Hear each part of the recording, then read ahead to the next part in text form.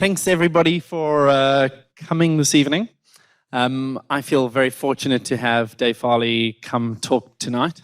For many of us here in the crowd, we've had the fortunate experience to work with Dave Farley. You know, we all, as the old adage goes, we stand on the shoulders of giants, and fortunately, you know, Dave Farley is one of those giants, which I can say I'm standing on his shoulders. Many of the things that we've learned at TransFICC on the way we develop software was from you know, we stood on Dave's experience for many years of how to build software at scale in teams. And now Dave Farley is, he is not only a writer, he's also a YouTube influencer. So, some of us know him from his books or read his books, but there's also his great YouTube channel and many other ways which you can consume his wisdom. So, yeah, so thank you very much. And Dave, come along, and looking forward to hearing you.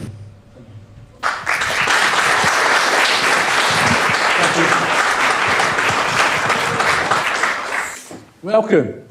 So I'm a giant influencer, just tall and fat. So welcome. So I want to talk tonight about software engineering, and this is a hot and button topic for me. This is a topic that I think is important to us, and I want to explain some of the reasons why. And I think that we can learn an awful lot when we start just thinking a little bit differently about what it is that we do and start applying some of that thinking to what it is that we do to get better results. And one of the ways in which I think that is profoundly true is by trying to take a slightly more scientifically rational approach to solving problems in software. And that's fundamentally what I think my theme is for tonight. Let me just move my cursor off the screen because that's annoying. So let's start with one of those annoying things that presenters like me do from time to time and ask for some audience participation. How do you think of your work? Would you mind everybody standing up for a moment, please? Thank you. So, depending on, I'm assuming that most of us have some kind of technical background, or did once, or think of, or work closely enough with technical people so that we have a view. What do you think of that job? Are you a programmer? Are you a software developer? Are you a craftsperson? Are you a meme wrangler? I worked with a meme wrangler once. Are you a software engineer? So, if you think of yourself as a programmer, please sit down. If you think of yourself as a software developer, please sit down. I thought of myself as a software developer for some decades. If you think of yourself as a meme wrangler, you probably owe me a beer, but please sit down. Craftsperson, please sit down. So I assume that everybody else that's standing here thinks of themselves as software engineers. So I'm interested in exploring what that means. Thank you. Thank you for playing. Please sit down. So I'm interested in exploring what that really means and what we can do with that and how we can kind of do a better job as a result of that, because that's how it ought to work, right? So who really cares? What does this matter? Why do we care about what the words are? And I think some of these things are or should be more than just labels. What is engineering? What do we think engineering is? And I think that for most endeavors, most human activities, if we think in terms of what engineering is, it's largely the stuff that works, but it's kind of the foundational principles that are going to guide us towards better outcomes. And I'm going to present to you today 10 guiding principles that I think does that for software development. And that if we do this, if we were to follow those principles, I would guarantee that you have a better chance of success. I'm not going to guarantee you success. There's no guarantees of success.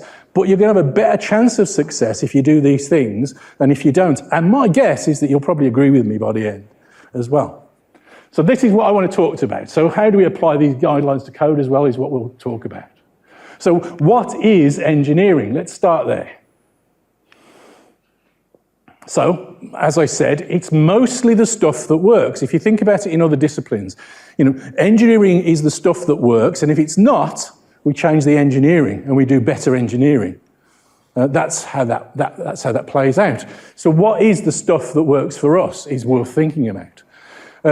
One of the problems, though, is that engineering is not all the same. And I think that one of the very common problems when we start thinking in terms of applying this kind of thinking to software development is that we often confuse ourselves and we start confusing manufacturing with engineering. They're not the same thing at all, but I think we often make that mistake.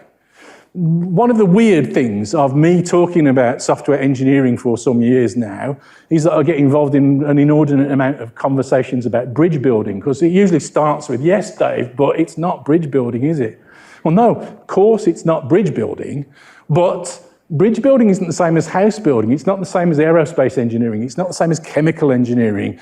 All of these things are different. They share some common characteristics. I would characterize specifically modern engineering differently to other forms of engineering. Engineering, the word, comes originally from building siege engines. The engineers were the people that built siege engines, and that was a bit of a craft more than a science. I think modern engineering is not really like that because, as I said, the way that engineering works is that if it doesn't work, we do something better. And what we found that works better is science. So engineering, modern engineering in all disciplines, I would argue, is the practical application of scientific style reasoning to solving problems. During my talk, I'm going to talk about three different industries outside of software to kind of pull some examples from as we're going through. And I'll probably mention Lego as well at some point. So, what does all this mean for us?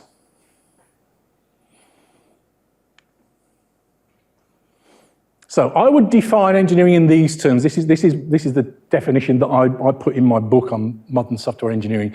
Engineering is the application of an empirical scientific approach to finding efficient solutions to practical problems. And I think all of those words matter. I don't think you can take any one of those words away without slightly weakening that description. So I think it's, on that basis, it's a reasonably good description of what it is that we're talking about. To put it more simply, though, engineering is how we solve the hard problems. As a species, that's what we do. If we want to solve a really difficult problem, build a vaccine, that's a form of engineering. Build a Large Hadron Collider, build spaceships, whatever it is that's really tough, this is how we solve those kinds of problems. Because it's the practical application of science, and science is humanity's best problem-solving technique. I would argue that this is the foundation of our civilization. We've existed as a distinct species for, people argue about this, but it's somewhere between 200 and 300,000 years. The people 200 or 300,000 years ago were us. They were Homo sapiens. They had the same number of neurons in their brains as us. And recorded history starts about 10,000 years ago. So I don't know what we were doing for all the rest of the time, but essentially progress was a flat line for the vast majority of human existence. And then it started ticking up not very long ago, about 300 or 400 years ago, really, in terms of the rate at which change really happened.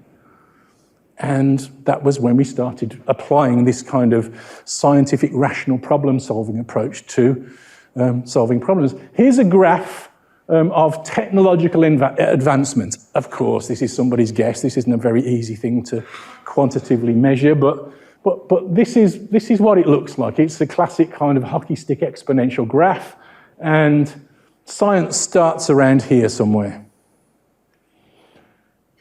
Here's another similar graph. This time, this is a graph based on some work from Buckminster Fuller, who was an IBM research fellow. He invented Buckminster Fullerenes, if you're ever interested in nerdy stuff like that. He was a pretty smart guy, but he got interested in knowledge and knowledge acquisition, and he thought it'd be interesting to try and calculate the rate at which knowledge doubles, all of human knowledge doubles. And at the point at which he worked this out, he figured out that in 1900, knowledge was doubling every century. By 1945, it was doubling every 25 years. By 1982, when he did his research, he estimated that the whole of human knowledge was doubling every 12 to 13 months. Now, I'm not quite sure I believe this because I'm not sure that the numbers stack up, but a recent work at IBM predicts that knowledge will be doubling every 11 to 12 hours. That might be true, and that's because it's not us that's creating all the knowledge anymore, and when we are, we're doing it really efficiently because we're using computers and AIs and all of that sort of stuff. Science was back there somewhere. Computers and software started around here. These are the things that drive our civilization. These are the things that differentiate us from the pre-agricultural people that lived in caves and so on for all those 200,000 odd years. So, what is engineering really for, if we start to think about it in those sorts of terms? And I think it's not what we think about. One of the arguments, the debates that I get involved in with people about engineering is, we don't want some kind of formulaic cookie-cutter process for software development. Well, of course not. But there's no form of engineering that's formulaic and cookie-cutter, because it's not really engineering by then. If it's formulaic and cookie-cutter, it's something else. The engineering is already been done by then. Actually, I would argue that what engineering is really about is more about this stuff. It's not to define a solution to a problem, it's to rule out the stupid solutions. It's to figure out what doesn't work and say, let's not do that anymore. And we'll find ways of avoiding doing that in future. And that's what it's really about, it seems to me. So, if engineering is working, really, then it limits the scope of solutions to possible solutions, likely solutions, solutions with a better chance of working. It's going to ignore all the stupid, ridiculous ideas and put those behind us, and it's going to focus us on this wide range of other solutions that have a chance of success. As I said before, it doesn't guarantee that we're going to get a win, but it narrows the field to more likely candidates for the win. So, I think often when we talk about engineering, we think about stuff like this, and this is the mistake that I alluded to earlier, where we're confusing manufacturing with engineering.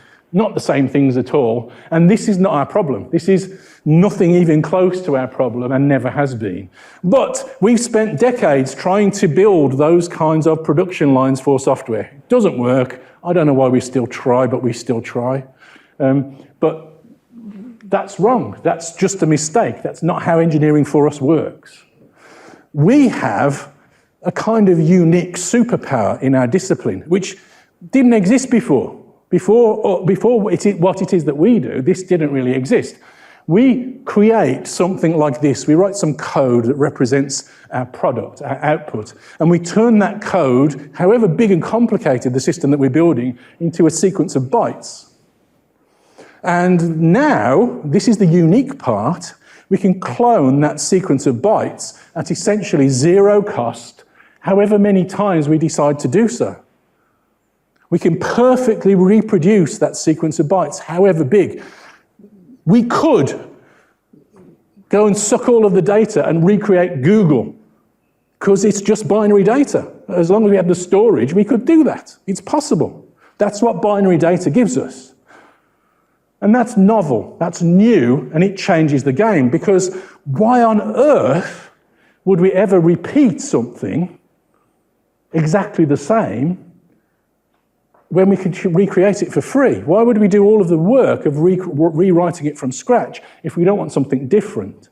So when we're building software, we're always doing something new. It's not always novel to the world, but it's always novel to us, because otherwise we'd just recreate the stream of bytes that represented the thing that was exactly what we wanted.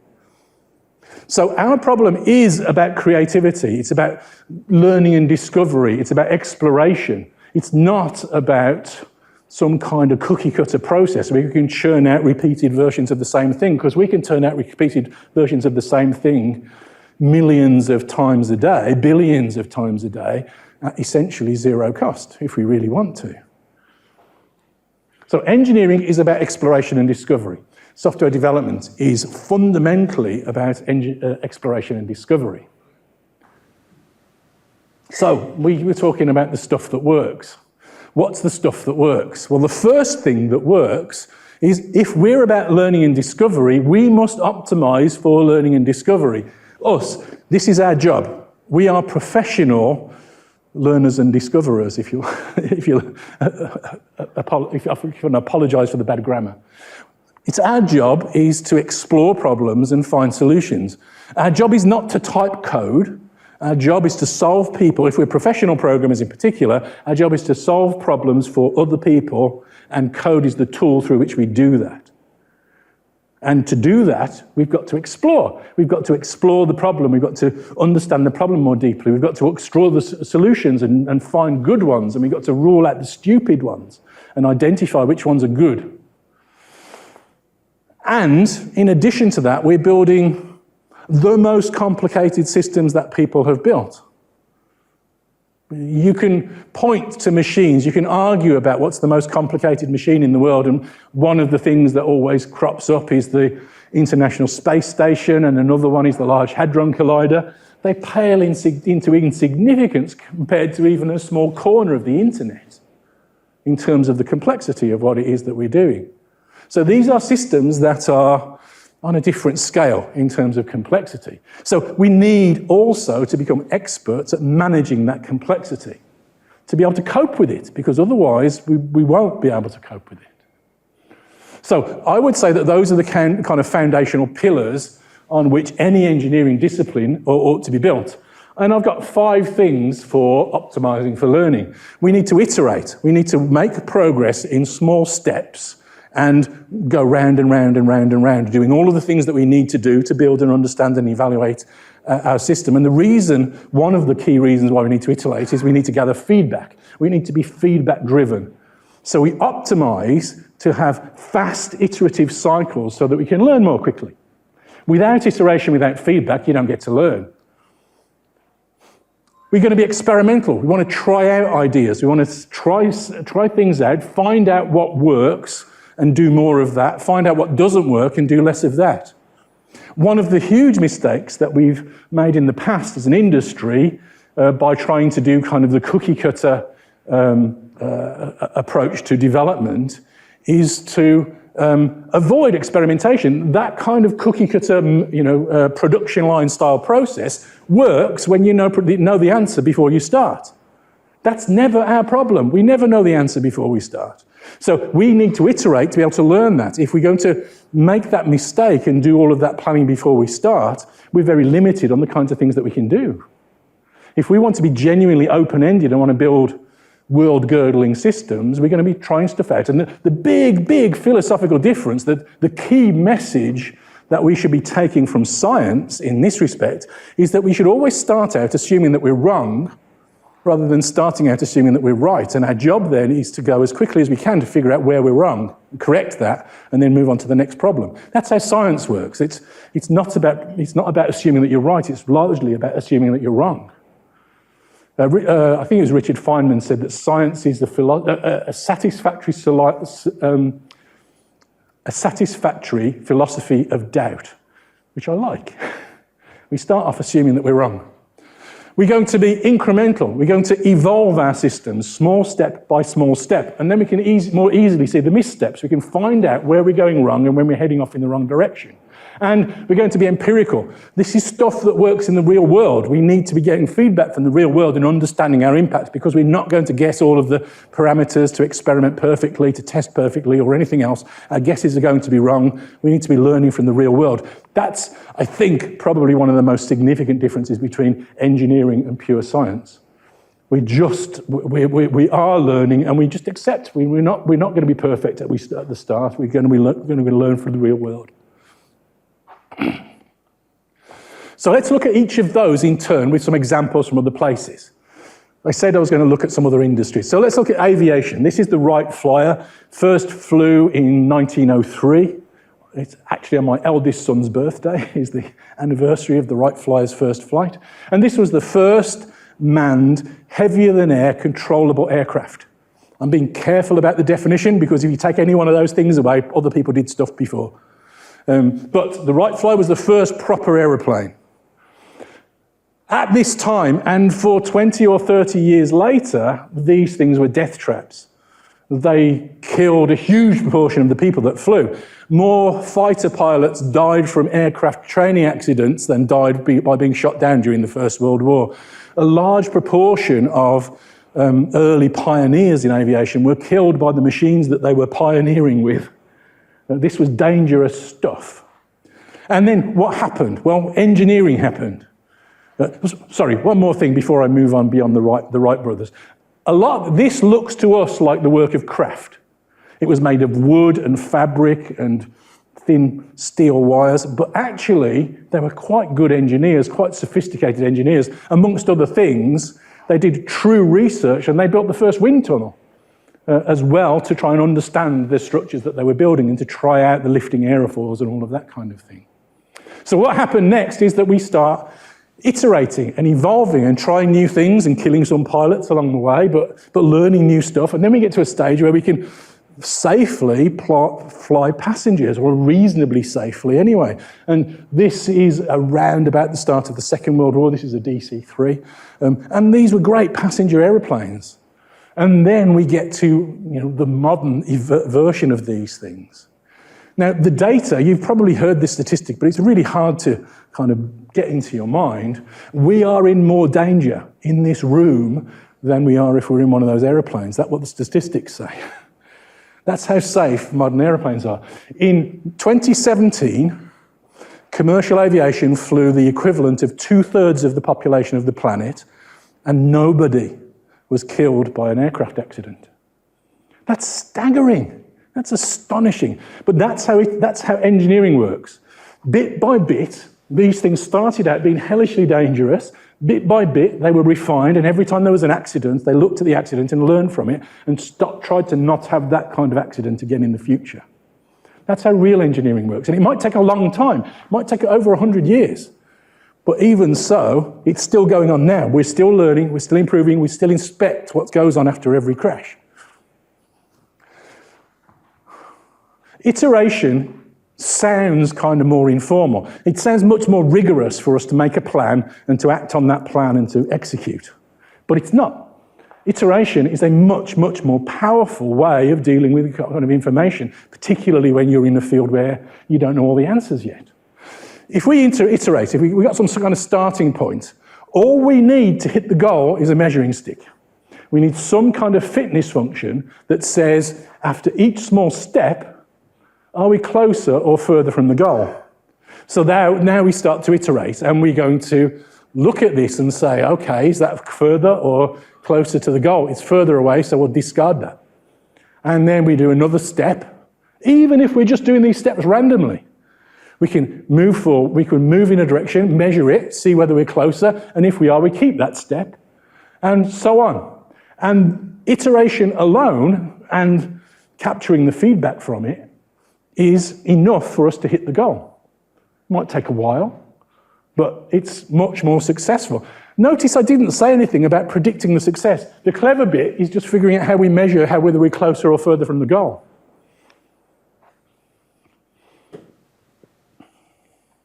This works even if we move the goal. We just change the fitness function. Feedback is the stuff that we're capturing. So feedback is the measures that we're using to learn from. And if we capture those as we're iterating, that's going to tell us whether we're going in the right direction or the wrong direction. And so we optimize to have lots and lots of feedback. If we make smaller steps, then that's going to be good. Because we're going to get more feedback, we're going to do more iteration, we're going to learn faster. There's a good, really obvious example when you sit and think about it. And it's this one. How do you think about balancing a broom? If you were faced with that problem of balancing a broom, how would you go about it? Well, what we could do is that we could kind of very, very carefully measure the broom in some way and calculate the centre of mass of the broom. Through our physics courses at school, we know that in order to balance something, we've got to position that centre of mass so it passes through the point of contact in the base of support. And so we're going to very, very carefully manipulate the broom to try and put it in line with that point of contact. So we're going to do this, and then we're going to try and position it really, really, really carefully so that there's no impulse left which leaves the broom moving one way or the other so it doesn't fall over. Essentially, there's one solution to this.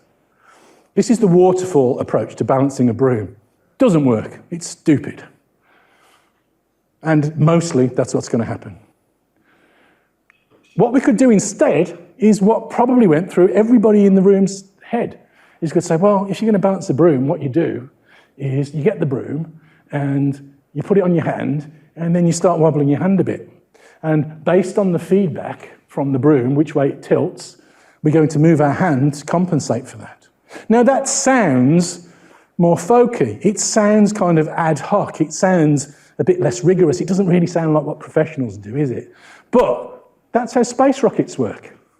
The way that a space rocket works is exactly that. It's instead of the hand, you've got a vectored thrust of the rocket, and we position that based on the tilt of the rocket to keep it under control. This is a much, much more rigorous solution. If we're balancing that broom, if I'm balancing that broom on my hand, and I'm moving really quickly, fast feedback, I have tiny little movements to correct if I'm sensing correctly and do this. If you came on the stage and you shoved me, I could stagger and I could probably recover and have to make a big move to correct, but I could still do it. It's a much more flexible, much more powerful way of coping with the information that we're gathering from this learning system. Next is incremental. I mentioned the International Space Station. This is the International Space Station. This is actually one of the first pieces of the International Space Station. It doesn't look like this anymore. So this was built incrementally. It was launched bit by bit. It was designed bit by bit. So some of the early parts were pretty crude and simple compared. Later on, people learnt more. They could build better spaceships, so they could enhance it. There's now higher tech systems on the spaceship than were planned originally, and it's really different and really complicated now. But that's how we evolve complex systems, always. This is always how we solve complex problems. I don't think you can think of anything that we kind of rely on in a society that hasn't been through this kind of evolutionary process of engineering. Things don't spring fully formed from the mind of a genius. They're the fruits of work that we work on iteratively. The next of these things is being experimental. And I think in this sense, what we're really talking about now is kind of controlling the variables fundamentally, but trying stuff out. It sounds scary being experimental. I often get people say to me, we can't afford to be experimental because we can't afford to be wrong. Well, that means you can't afford to learn anything because you're going to be wrong. You're going to be wrong. And even if you think you know everything, you're going to be wrong. So it's much better to start out assuming that you're wrong and then find out ways to correct it than to start out assuming that you're correct and then find out later that you were wrong. So how else can we make progress if we're not trying stuff out? If you think about the way that nearly everything works, it's nearly all about trying stuff out. The agile thing is inspect and adapt. The engineering thing is to learn from your mistakes and correct them. Science is about learning new facts that fit all of the stuff that we know about, or new theories that fit all of the facts that we have, and so on. That's how we do stuff. That's how we deal with complexity. And in experimentation, we control the variables. We want to limit the degrees of freedom that we have so that we can understand the results of our experiments. Again, a lesson from aviation. It's been a long-held story that if you want to test a new aircraft, you don't test a new aircraft with a new engine.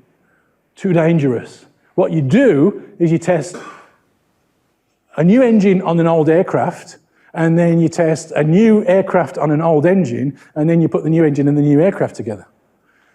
And that's been true for decades and decades. Not very long after the Wright brothers, they started doing that. So we're going to start first with an old aeroplane and bolt a new engine onto it, and some brave test pilot is going to go and try that out.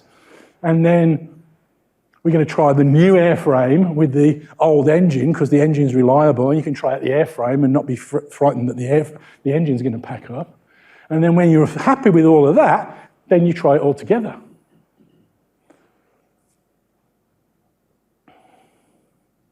This is crude, broad brush experimentation. We're not talking about Six Sigma accuracy here. We're not talking about Large Hadron Colliders. But this is how we make practical advancement in engineering and in science, really. We try stuff out, keep the stuff that works, reject the stuff that doesn't.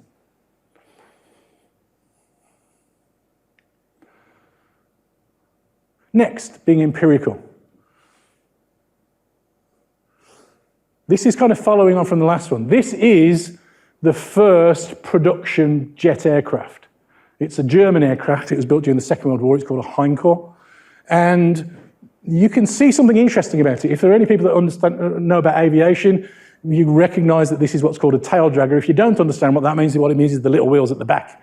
So this was really good when you were building propeller aeroplanes because it lifted the nose up in the air so you could have a great big propeller on the front and the propeller wouldn't hit the ground when you're trying to take off or land. Really good idea. So they built the first jet aircraft like this. They did bolt on a propeller engine onto the front of it and tried that out first, but then they got to this, which is the aircraft with the jet engine and the rest of the airframe. And then they go into test flew this, and they melted the runways because the jet's now pointing down at the runway. So this is a dumb idea. They learnt about this empirically by trying something out and go, that didn't work. That's a dumb idea. So now nearly all jet aircraft, they stand on 3 wheels. You move the little wheel to the front, you move the big wheels a little bit further back, and the aeroplanes sit level. You look at all aircraft, modern aircraft, jet engines, they're flat like that. And that's why, so that the engine doesn't point at the ground and melt the ground.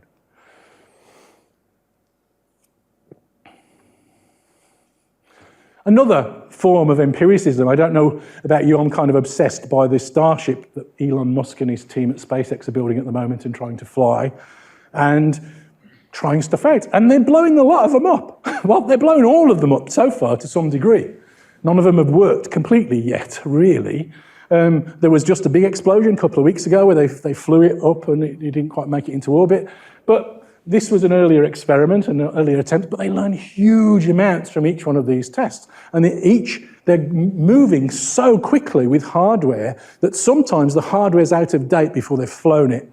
Well, nearly always the hardware's out of date before they've flown it. But they're moving so quickly and learning so fast because they're willing to try stuff out and learn empirically.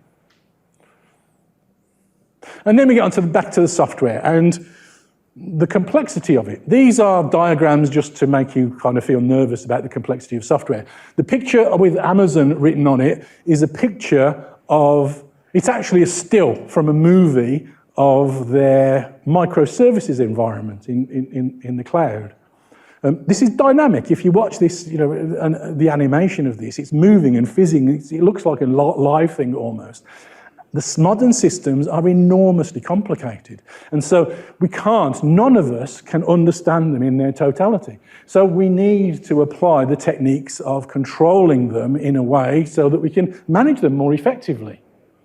Because otherwise the complexity gets completely out of hand. So software development is about learning and managing complexity, both of those two things. Another 5 things for managing the complexity. So we've got modularity, cohesion, separation of concerns, abstraction, and coupling. All of these are no doubt, if you've ever written any software, ideas that you're going to be familiar with. And that's good. That's a valid thing.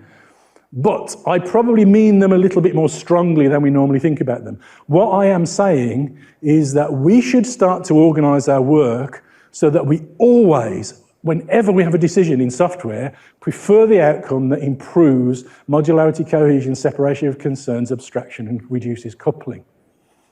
If we do that, it's going to guide us in the general direction of more likely success, because we're going to be able to change our software if it looks like that. Let's look at those in a bit more detail too. So modularity first. So a modular system gives us lots of advantages. It allows us to unplug one part and plug in another part. It allows us to do maintenance on one part separate from the other part, away from the complexity. It allows us to make a change in one area of a system and not have that affect other parts of the system. The engineers here can go and do work on that engine and not worry about the fact that the toilets are going to stop working, on the whole. It would be a bad design if they did. That's true of what we think of as kind of highly cohesive, highly coupled devices. A modern smartphone, this is an iPhone, is also a highly modular device. The modules have been designed to be fairly tightly coupled to one another in some respects, but it's still highly modular, and so each of these parts is independently designed, independently tested, independently evaluated, often created by a different company. And so this is the kind of advantages that we can start to get if we choose more modular designs. Something a bit closer to home. When I first started writing software for PCs, if you wanted to print something out, you had to know the printer that you're going to print to, and you had to write to the protocol that that printer supported, because they were all different. An Epson FX80 was different to another Epson, even. So you had to target it. You had to write the code directly. Sometime later, operating systems started raising the bars of abstraction a little bit and improving the modularity, and they came up with an abstraction of printing, and then we could plug in these modules that represented a printer, or the translation from the abstraction into real interactions with a real printer. And so we now have more modular systems. And that liberated the ability to build things like modern operating systems and all sorts of other software systems that are much, much more flexible and much more widely open to customization and change. Here's some code just to indicate the costs of not being modular. This is just, occasionally I do some weird things like going searching on the internet for bad code, and this is one of the pieces of bad code that I found. This is some C code, and that's an if statement. The most common comment I get from people when I show them this piece of code is, oh, we have if statements that are much bigger than that. But this isn't good. This isn't nice code. So if we zoom out and look at what this looks like in the context of the whole file, a large part of this file is inside that if statement. And if we look at the start of the if statement, it says this. It says, if unlikely bang CI. Everybody clear now then? Yeah. So what was going on? So I had a look at this and I tried to work out what I thought was going on. And I think that it's this.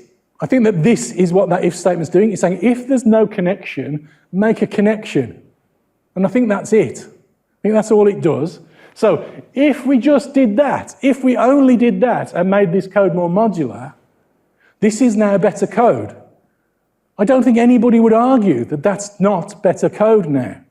It's just better, isn't it? And so if I looked in the context of this code, I think there were other places that were repeating that creation, that connection creation. So we could probably get reuse from this as well.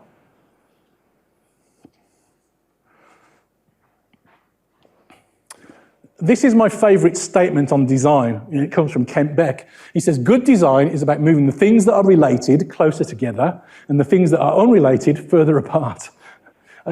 It's kind of a joke, but it's also kind of deeply true. That is a large part of what good design looks like. And moving the things that aren't related further apart is modularity, and moving the things that are more closely related is what cohesion is about. So we should worry about those. We should think about those every time we write a piece of software, whether it's a function or it's a whole system. These are things that operate at all levels of granularity. Notice I haven't said anything at all about the technology that's involved. This is true of any software of any kind. This is true of low-code systems, the same as it is about assembler or C# or Clojure. It's true of all software, really. There's something deep and fundamental here, I think. Next is separation of concerns. And Judd was talking about our experience of working together at LMAX, and one of my friends was the CTO at LMAX, Martin Thompson. The main thing I learned from Martin Thompson, working closely with him for over a period of years, is a laser beam focus on separation of concerns. Martin is more diligent in that than any other developer that I've ever come across. Martin's one of the best coders that I've ever seen. He's fantastic. But as soon as he sees that a piece of code, function, class, module, whatever it is doing two things, he's in there trying to tear it apart and make it do one thing. Always. It's just one of his principles. Another real-life example of that to think about, this is a modern BMW.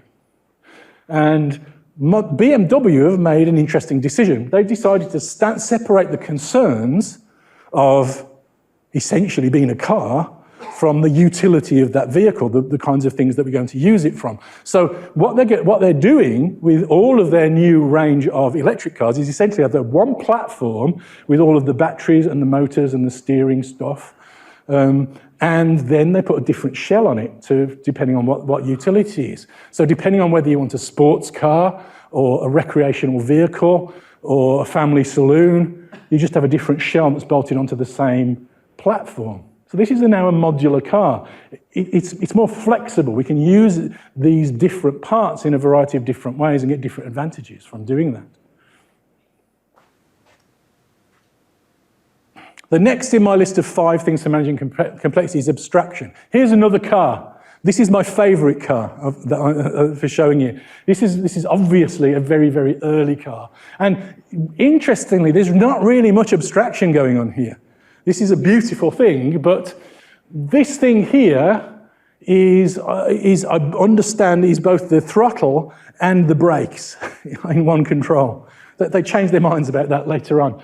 This thing that looks like a tiller is a tiller, and that's the steering mechanism. And you can literally see how that works. That's turning this little tube at the top, and it's moving that whole tube, and there's a little bell crank at the bottom that's kind of connected to the wheel on the front, and that's how it works. There's no abstraction going on here. It's all plain, and you can see what's going on. What happened in this case, when we're thinking about steering, is that we started to improve the abstraction. So somebody at some point came up with the idea of a steering wheel. This is still a very old one, and there's some unusual looking things there, but then we started refining those over time, and we get to something like this, a modern steering wheel. Now, how does that work? We can't tell. We can't tell by looking at now. This is now so abstracted, we have no idea how that works. We could guess, but we're as likely to be wrong as right. So maybe it's connected in a really reasonably old-fashioned way. It's using parallelogram steering or rack and pinion steering or something like that. Or maybe it's power-assisted and it's doing something like this. Or maybe it's electric and it's just effectively just like a joystick on a computer, and it's just sending instructions to a computer somewhere that's then been interpreted and is moving the wheels. All of those are valid options. All of those are there's probably different versions of Kias, at least some manufacturers anyway, that would have all of those in the range of cars that behind something that looks very similar. That's what abstraction gives us. It allows us to worry about detail in one place without caring about it in another. You don't care. When you're driving the car, you don't care how the steering works unless you're an engineering nerd. That's not something that's interesting. You don't need to know that in order to be able to work the car. You don't need to know that to do maintenance on it. You're just fixing the steering wheel. You don't need to know how the steering mechanism works if that's what's broken. This is good. This is a good thing to have that kind of abstraction. Here's a more software-y example. So here's some poorly abstracted code, and just for laughs, I've put in a nice little back channel from this service over here to the database over here, so some lovely, horrible coupling. This is just, don't do this, ever, never, ever. No excuse for code that looks like that. We could do something better. We could abstract the conversation. We could try and raise the conversation to a way that's easier to understand. But just by taking that decision in our designs, what that does is it starts to reduce the coupling between these pieces. It starts to allow us to make changes in one part of the system and not care about changing other parts of the system. Preferring good abstractions, nice abstractions, simpler abstractions for the conversation is nearly always a good choice. Now, you don't want to go too far. You don't want some wildly abstract system that you can't tell what the system's actually doing. You want to abstract the problem, the conversation, in meaningful ways. So here I'm placing an order, and I'm just saying order placed. That's the same conversation in my head as was going on before with all of the details. But now I'm just hiding some of the details. That's nicer. It's a nicer conversation to code and to live with. We should be consciously thinking about using abstraction to keep secrets from one part of the system to another. I don't know about you, but I see lots of code that doesn't look much like that. We've even got a name for it. We call them big balls of mud. They're so common. We've got labels for these things. And then the last of my 5 is coupling. And I said there'd be some Lego. When I was a kid, Lego was like this. And it was just like this. That's all there was. There were these kind of boxes of bricks. I've now got some lovely grandchildren, and they're delightful, and we play Lego, and we've got some Lego like this. And it's wonderful. My granddaughter makes something and says, "Look, Grandpa," and I say, "Yeah, that's wonderful. What is it?" I have no idea. She says, "It's a giraffe." I say, "Oh, yeah, of course it's a giraffe. It's wonderful." We can make whatever we want from those kinds of really abstract pieces. And they're kind of loosely coupled to one another because we can make whatever we want. They're coupled in precise ways where they plug together, but they're loosely coupled in the sense that we can use them to build whatever we want. This is a very, very different kind of kit. It's cool, it looks nice, it looks like a nice thing. You might want some kinds of systems that are like this. But with this, I can build a giraffe or a spaceship or a person or a building for the little one to knock over, or a submarine. With this, I can build a Ferrari. I can't do any of those other things because the pieces are wrong. They're specific, they're precise. There's one way of putting that together. There's millions of ways of putting this together. So these are choices that we make in terms of design. I'm not saying we always want this, and I'm not saying we never want this.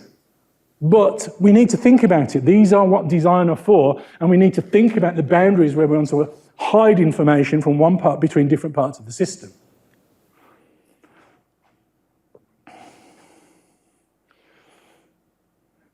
So let's look at a more concrete example of coupling. Here's my 2 modules again, and they're talking to each other. And in this one, I've just updated the orange one. We've just updated the date format to be something else, because that's going to be better for the orange one. In the old version of the conversation, when we got the delivery date, we're pulling out the date, and that's going to break that system. And because that was talking to this over here, it's going to break this as well, so we just destroyed everything. We've just the world's just fallen over with that kind of change. With the new version of the system, the more abstracted version of the system, we can do this. We could decide after the fact, after we've done the first version, we could decide now, we've made this change, but we don't want to force that change on other people. We can do the kind of ports and adapters thing and have a little translator here. And this is going to translate. And then when we do this call, say, I know that call means that they want a version 1 date. And so that little bit of logic on the side can say, okay, I'm going to translate my version 2 date into a version 1 date to maintain backwards compatibility. It's extra work. But if you're running microservices and you're not doing that, you're not really thinking about microservices and keeping them change-free and independent of one another as they should be.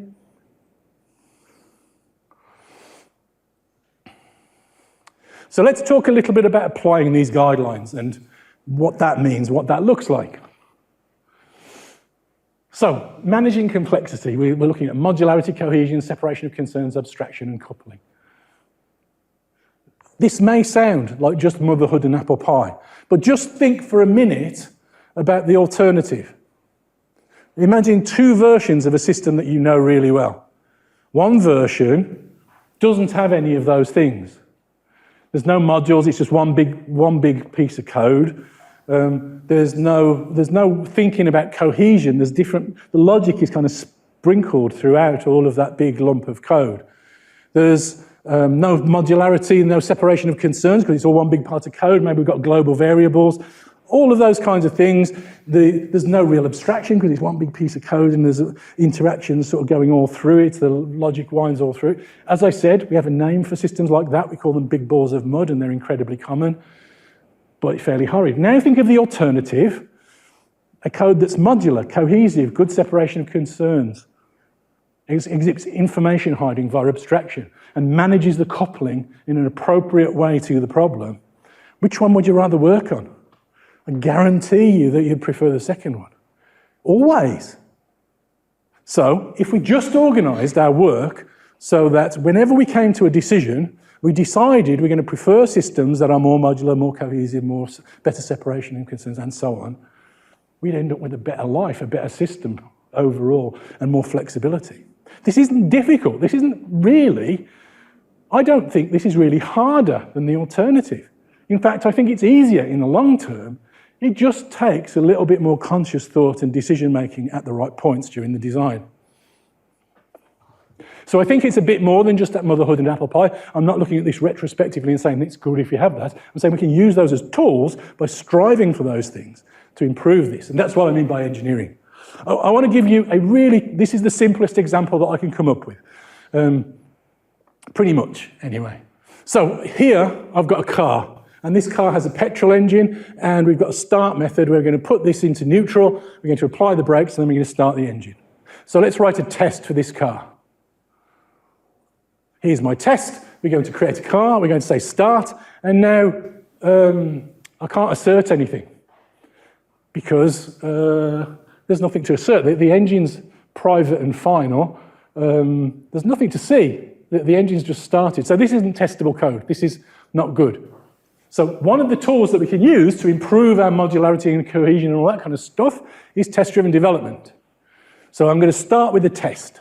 So I'm going to start with a better car, so should start better car engine. And the thing that I want to be able to assert is that the engine started successfully. So I'm going to write that down because that's what I want to do.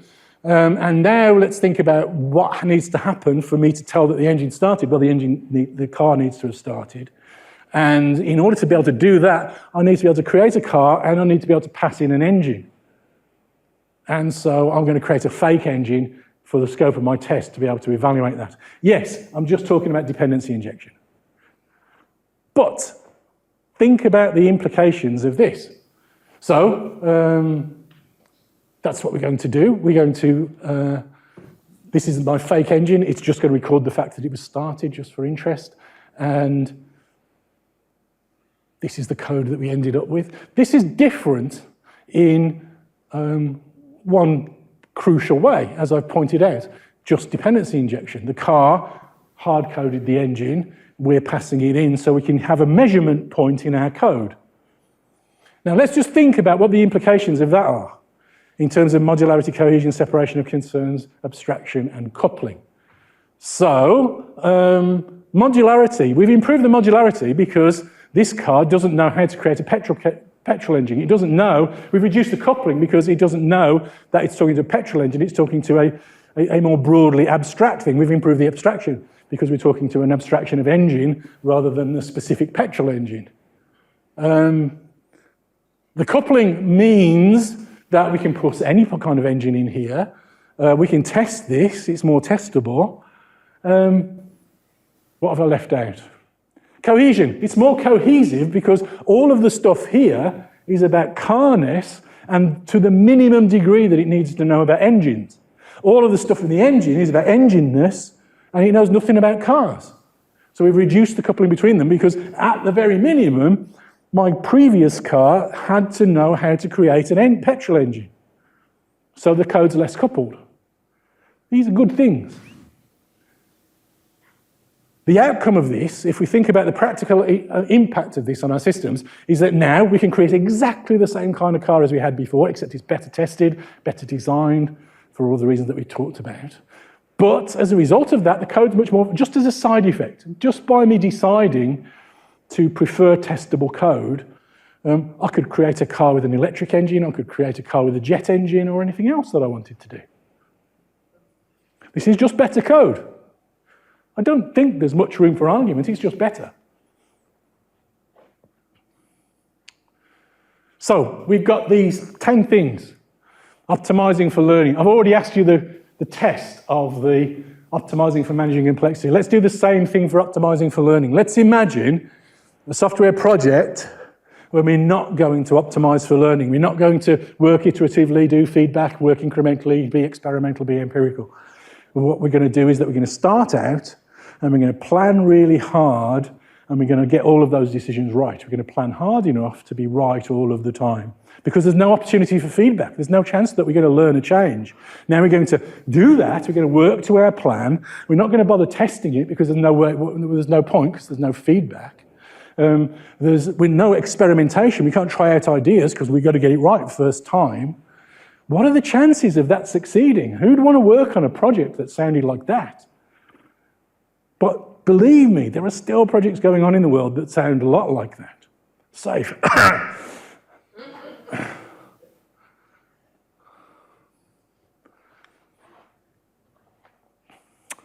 Fundamentally, I think that all of these 10 things matter for one reason. And that one reason is that they allow us to change our software. If we do all of those things, we've given ourselves the freedom to be wrong. We've given ourselves the freedom to make a mistake and correct it. That's deeply, profoundly a stronger engineering stance than the other way round. Change is inevitable. Even if we are all geniuses and we do have the perfect idea for the problem that we're going to solve, and we have the perfect solution that we're going to come up with, and we execute it perfectly, the world's still going to change and invalidate some of our assumptions. Somebody's going to do something nasty and find a security hole in some piece of infrastructure we depend on. Some hardware is going to change that means that we like to use it. There's going to be change. So the ability to change our system, I would argue, is the defining characteristic. The quality of a system is defined by our ability to change it. Of course, we want other things. Of course, we want our system to be scalable, resilient, secure, all of those things, maintainable, all of those things. But the ability to change it is what allows us to do those other things. If we build the perfectly secure system today, it won't be secure tomorrow unless we can change the system. So making it, optimizing to be able to change it easily, quickly, safely, with confidence is the engineering stance. So optimizing for learning and managing complexity is how we do that. That's the end of my talk. Thank you very much. I do have some time for questions. You can follow me on these things. This is a link to my YouTube channel and books and so on. There's some time for questions. There are some microphones that are going to be passed around. So if you do have a question, please wait until you've got the microphone so that it will be on the recording. Thank you.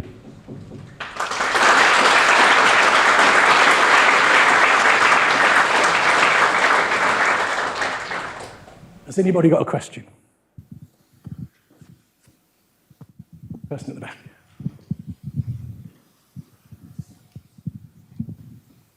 Thank you for the talk, quite interesting. And I have a question. If you combine those two kind of streams of thoughts, that managing complexity and also like incremental design, etc., some people say that like bad abstractions are worse than no abstraction, let's say.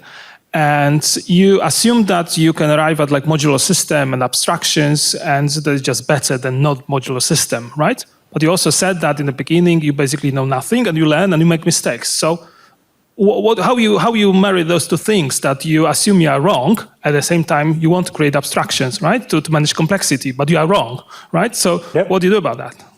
Work so I can change my code. So I want to make the change easily. So absolutely right. Bad abstractions are a pain. I'd argue that they're not worse than no abstractions. If we had no abstractions, we would program a computer by flicking switches. Even that's an abstraction. But you know, it's all abstractions. So it's a matter of choosing the abstractions. All abstractions are leaky. It's more complicated than it sounds. And what I'm talking about, the gnarly bit of what I've just painted, what I hope is a comprehensible, reasonably straightforward picture of what it is that I'm talking about. But the gnarly bit to this is that you need to do these things together. So you can't do one at the expense of the other all of the time. You need to be thinking about these in the round. So if I choose to make an abstraction, does that increase the coupling? Is that worth it? Is that a problem to me? Does that cost me somewhere else? Does it reduce the modularity in some way? Because it's too abstract and it's too too weirdly organized. I once saw a bank that built a completely abstract data structure in a relational database. It was the slowest system you've ever seen. To do one query, it took 1,015 interactions with the database. So you've got to be careful, you've got to be thoughtful about these things, but you work to be able to change your code. So the idea is that you work in a way that you try stuff out. The way that I tend to work is that I'm a test-driven development believer, and I drive my code from tests. Judd and I were having a conversation before we started about when to and when not to and all of that kind of thing. Mostly, even when I'm just playing with ideas and throwing them out, I'm writing tests, unless there's a really good reason why it's tricky in this particular context, and I might save it then for when I know a little bit more about where I'm going. But if I'm just writing code, I'm going to be writing the tests, and then if I get something wrong, usually the test is going to tell me before anything else. So that's one way of kind of optimizing to find out those mistakes early. But then you're still going to get things wrong, and you need to be able to change it, at which point, if it's modular, cohesive, good separation, control, all those things, it's easy to change, or easier to change than it's going to be if you do anything else. So this is not saying this is how you never make a mistake. It's saying the reverse. This is saying you're going to make mistakes all of the time. You're going to fall into that trap. You're going to over-abstract. You're going to get the abstractions wrong, but you correct them. You refine them all of the time. And you draw the lines, and you use your best guess at this moment about what that abstraction is, and then you try and figure out how to find out as quickly as you can where it's wrong, and then you correct it. Thank you for the question. Anybody else?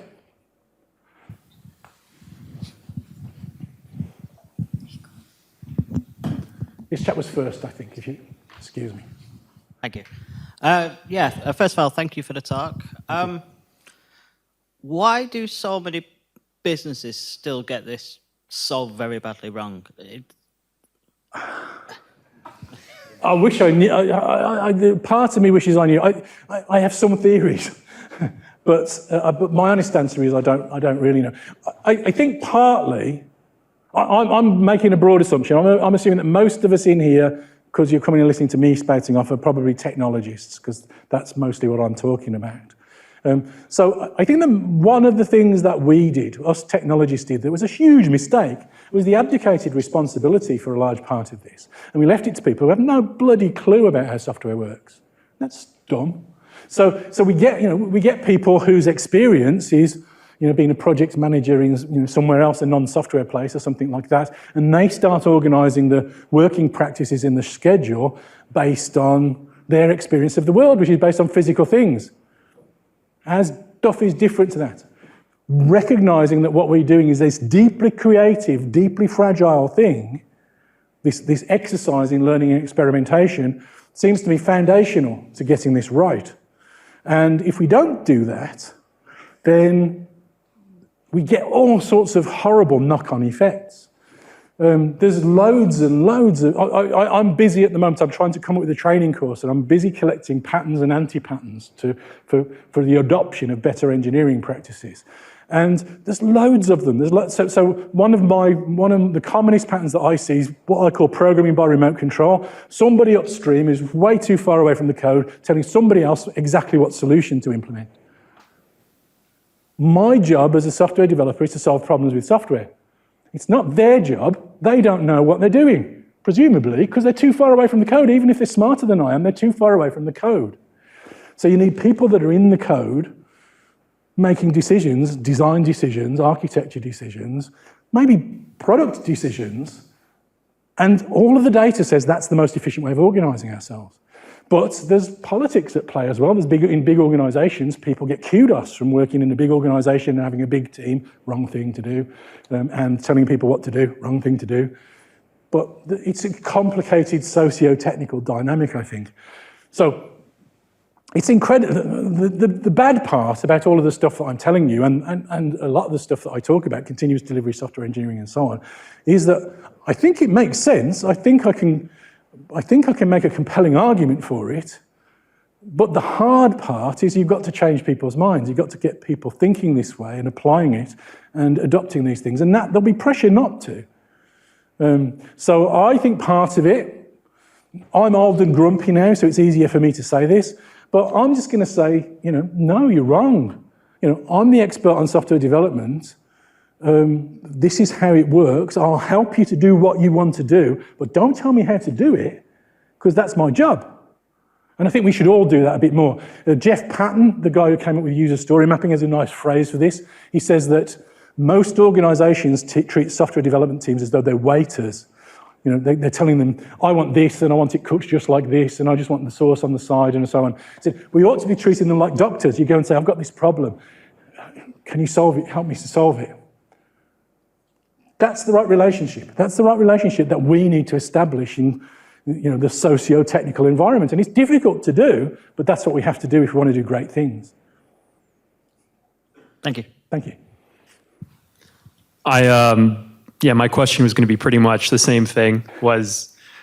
We can talk a lot about how code should be, and we can talk a lot about how it's hard, but how do you get the change? And that's, you just answered that. I think part of the thing where, so there's a lovely exercise. One of my friends, I know, Curry, has a great way of describing this. She calls it the soup exercise. So what you do is you imagine all of the stuff that you're completely in control of, and you draw a line around that.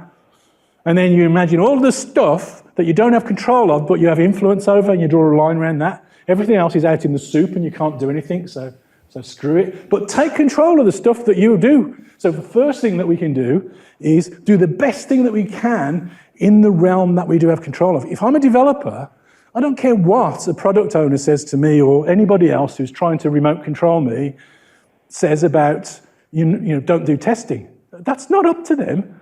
That's my job to decide.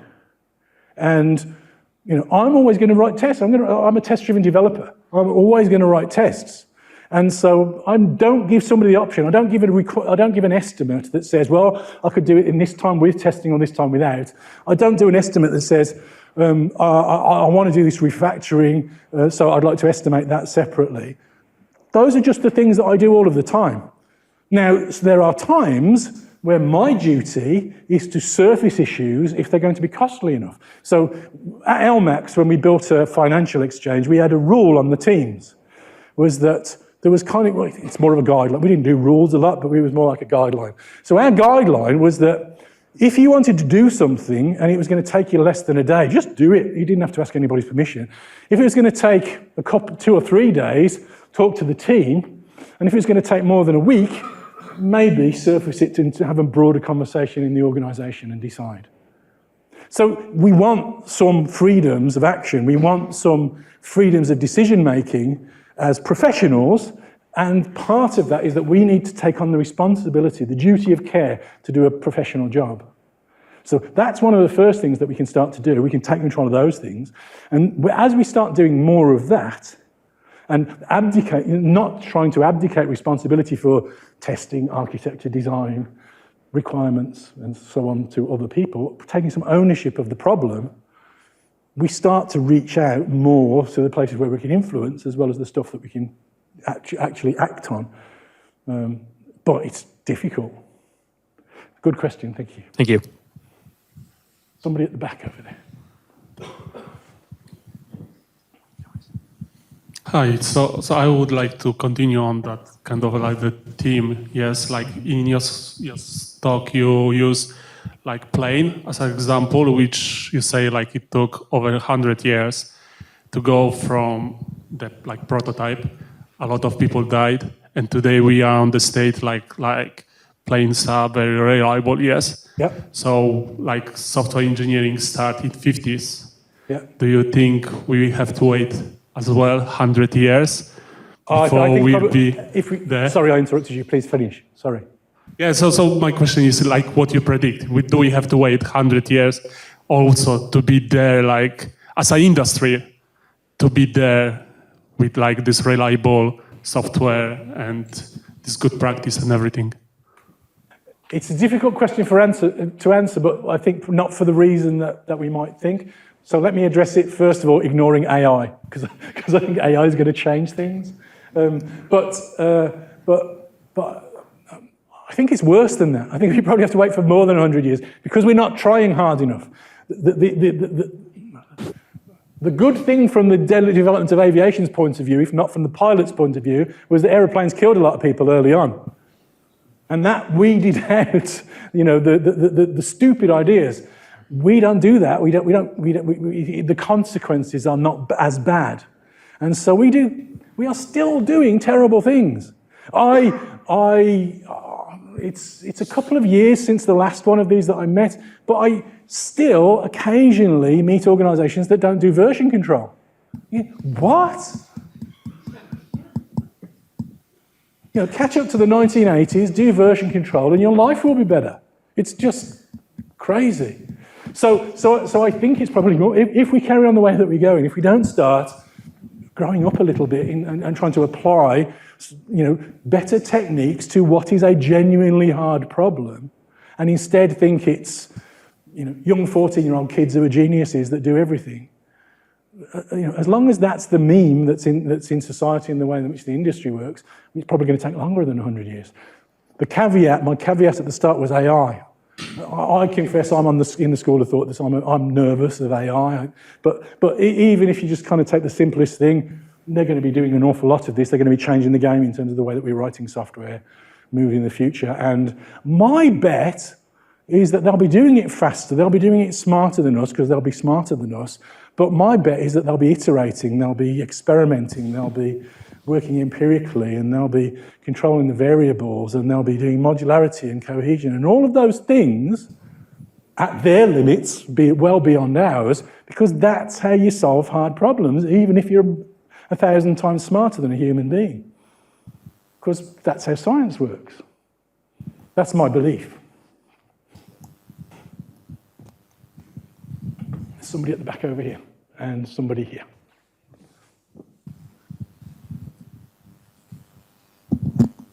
So, I wanted to ask, at least in my mind, cohesion and coupling are sort of competing with each other, right? So, say that you're building an exchange. I mean, you could have the code that matches the order and the code that communicates that the client's in the same function. I get that's high cohesion, but in terms of coupling, it's bad. Yeah. I wanted to ask, where do you draw the line? I mean, how much cohesion is good? And I mean, so I think one of the guiding principles that helps there is separation of concerns. So it's cohesive within one concern, but it's as loosely coupled as you can sensibly get to when you cross the boundaries into other concerns through abstraction to some level. So that's the kind of approach that I would take. This is one of those things that's kind of slippery. You're starting to get me into one of my nerdy corners of high-performance systems. You don't build high-performance systems by bundling everything together and writing it all together. That kills the performance. You get it by having really nice, clean modular code, because all of our systems, even our CPUs, optimize the hell out of those things better. So those are faster. So when you really start getting into the deep end of performance, this stuff matters even more to build good systems. So I think the principles are that you're trying to manage these things in terms of managing complexity. You're balancing those 5 things all of the time. So using separation of concerns, I try now always to have each part of my code focus on just one thing. You end up with code that looks differently when you don't do that. As Michael Feathers describes it, he and I were having a conversation about the testability, and the people often complain about the way that it kind of makes the code lots of little pieces. And he says, yeah, but that's just exposing the surface area of the problem, which I really liked as a phrase because I think that's the truth. So yeah, you end up with all of these little pieces, but that's the surface area of the problem. So driving from testing is a good technique to drive you to make better choices, to balance off the modularity, cohesion, and separation of concerns against each other. The way that I think of separation of concerns is slightly different to the other two. That's the primary tool for me. By always preferring separation of concerns, it drives me in the direction of better more modular systems and more ideal cohesion. So I think it's nuanced. My book, Modern Software Engineering, that one, goes into each of these things in detail and talks about the different nuances and awkwardnesses and crossovers between the different of the 5 things. But I still think that they are our guiding lights. I think that they are the tools that we use to try and get to a better outcome. And then when you figure out, for some reason, that it wasn't what you wanted, your code's easy to change, so you change it to be better. Thank you. Thank you. There was somebody in the middle here.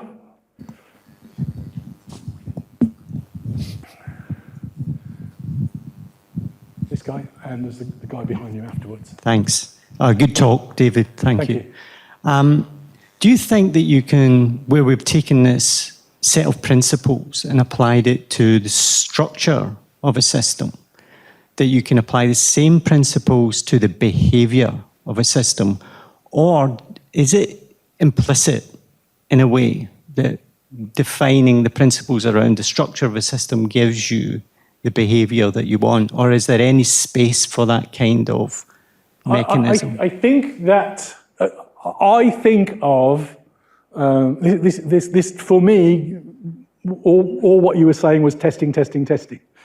So I take a very behavioural approach to my test-driven development, and I do that at multiple levels. So fine-grained TDD for the code, coarse-grained acceptance test-driven development for systems as a whole. And by identifying behaviours and thinking about, the modularity and coupling at the system level in behavioural terms, that, for me at least, starts to pull in virtually all of the ideas from domain-driven design, for example.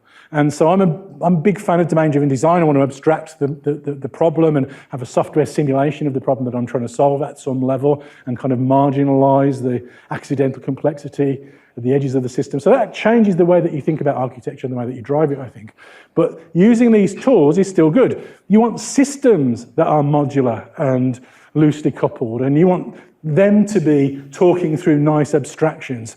Again, thinking about the classic anti-pattern enterprise system in a big organisation where you get some horrible system that's coupled to some other horrible system over here, and everybody's too frightened to change it because there's no separation. And how do you solve those problems? You start working on improving the abstraction between those, draw seams between those systems, beefing up, reducing the coupling. It's all this stuff again. So I'm not quite sure that I can completely round that and answer your question, but I certainly think that they're related. And certainly for me, the behavioural approach to testing in particular, but also design, is foundational to be able to figure out where those boundaries are that make a system not just a habitable place, but a good system as well. Because if we're thinking about ideas like bounded context and drawing a boundary around a part of the system, that means it's naturally more decoupled from other parts. We can think about the nature of the conversations that we're going in. That gets us into ideas like protocol design, to design nice protocols of exchange between them. All of these sorts of things sort of flow out, I think. So I do think that there's something in what you're saying, and I do think that they're part of a whole thing. But I think that I still think, I know I'm beating a dead horse, but I still think these things are the foundational principles. But you see the evolution towards agent type. Towards what, sorry? Agent-based AI, mobile agents, in this style. I mean, yes. Using behaviour. I think we're definitely going in that direction. I was having a conversation online today, actually, with some people. My guess is that where programming is going to end up, not very far down the road. Bill Gates recently said that all programming will be done by machines in 5 years. Said recently this year. I don't know whether he's right, but I do think he's got a limited lifespan at the moment, the way that the AI is going. And I do think that at the moment it's nowhere close. And so, as wonderful and amazing, scary as ChatGPT-4 is, then it's still not very good at writing code. It's still going to write code that doesn't work. And so in order to be able to do that, to be able to use the machines, the AIs to do that, we're going to be specifying them. We're going to be telling them what our executable specification is, because we want to test them as well, because the code doesn't work often. I tried doing some TDD with ChatGPT a few months ago, and It did work, kind of surprisingly, but also it wrote some code that was completely didn't work for the test that I wrote. So I think that all these things to come together, but fundamentally, if it's us or them that's writing the code, somebody's got to say what it is that it's got to do, somebody's got to make it do it, and then somebody's got to confirm, or something maybe. Something's got to say what it's got to do, something's got to make it do it, something's got to confirm that it does it. And the AIs are not closing that loop yet, but I do think that's probably coming soon.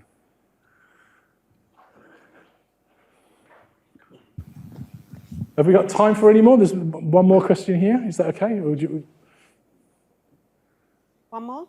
One more? Is that okay? Okay. Thank you. All right. Cheers, Dave. See, risk mitigation is quite a key part of when you're developing software for a quality system, and you touched on it in the experimentation part with the aeroplane analogy. If you could extend your list beyond 10, would you include risk mitigation as one of them, or? No, I think these are risk mitigating properties. So I think these are the ways that you mitigate risk.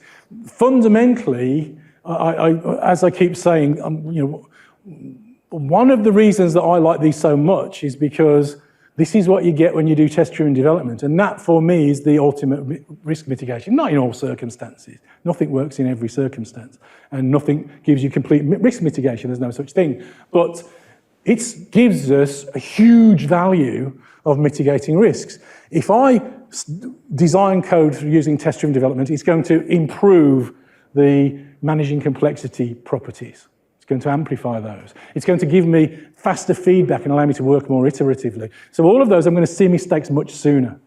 When we released the first version of, when we released the first version of the LMAC system into production, it was 13 months and 5 days before the first defect was noticed by a user. That's because we found loads of them. So that's quite good risk mitigation, doing that by working in these kinds of ways. When we found the first bug, it was a pretty horrible one. There was something that we hadn't thought of, and everybody noticed that one. But there are things that we can do. And engineering, if we think about engineering in other contexts, engineering is the biggest risk mitigator. You follow some principles. If you're an engineer in another discipline, you do something bad, you go to court because you killed somebody or lost people some money, they'll say, did you follow all of the principles? And you'll say, yes. And they say, okay, that's tough then. That's bad luck, isn't it? If you say no, you stop being an engineer anymore and may go to jail.